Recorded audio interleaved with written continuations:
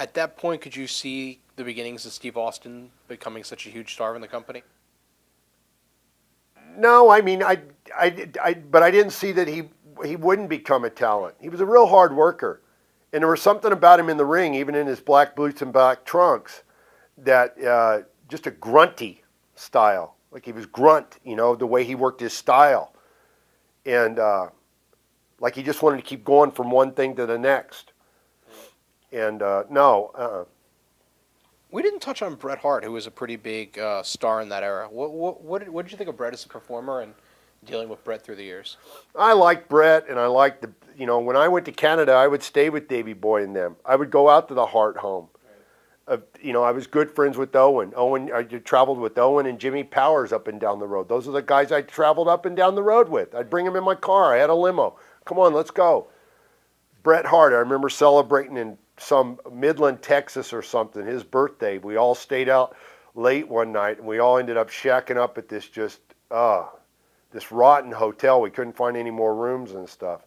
I liked his family. I liked his kids. I liked Stu. And they always, I was always respectful of who they were and where they came from and everything like that. But then later they got,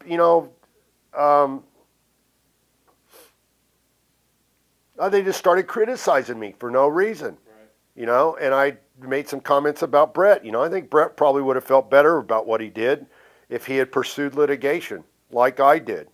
I saw it all the way through, and I think he stayed bitter about that, that he went to WCW, and even though he made the money, he didn't get to finish his career the way he wanted to. Well, I thought people like Bret that had been in business for so many years knew how to handle all kinds of different business waters, whatever they were. They could make the best of it. How do you think you would have handled that situation in Montreal if Vince had changed the finish the last night you were in? I don't know. That's a what if. Okay. I think in some ways it was all, the camera was in the right place at the right time too often for that documentary. Give me a break. So you think it's possible it was a work? Well, in some ways, maybe not all the way. Okay. But I think everybody got okay with it. I think even how personally affected he may have been. And how much of a shoot that may have been, that for the purposes of a documentary, they stepped back and saw what they could get out of it.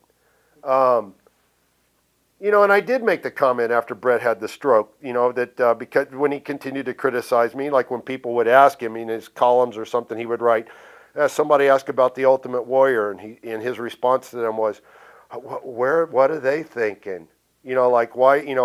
Why even raise that guy's name when, a god like me and the other ones are around or something like that? And, he did go down to Florida and he did hug Vince. Right. I don't get that.